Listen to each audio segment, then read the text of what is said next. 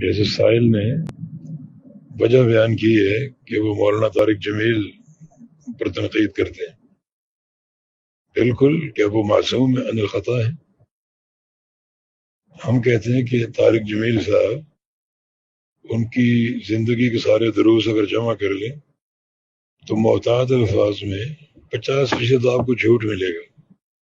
من گھڑت روایتیں، بے اصل قصے کہانیاں اور موضوعات پر مبنی باتیں،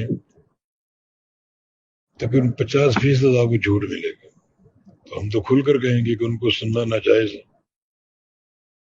وہ خود بھی جواب دے ہیں اپنے جھوٹوں کے، اپنے موضوعات کے، اور وہ سارے بیانات جو بے اصل قصوں کہانیوں پر مبنی ہے. اور چونکہ یہ بات ہماری اب سب سن رہے ہیں، تو اگر آپ اس کے بعد بھی سنیں گے تو آپ بھی عند اللہ جواب دیں کہ ایک بندہ جھوٹ بیان کرتا ہے اور آپ اس کو سنتے ہیں جا کر اور دل میں اس کی عقیدت لیے بیٹھے ہیں.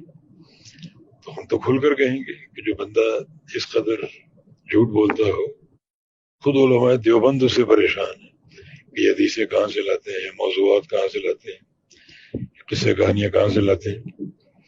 تو اب خود وہ اللہ کے ہیں جواب دے ہیں، مجرم میں بہت بڑے، اور اس کے بعد جو ان کو سنے گا وہ بھی اس جرم میں شامل ہوگا. اللہ تعالیٰ ہم کو ہدایت دے.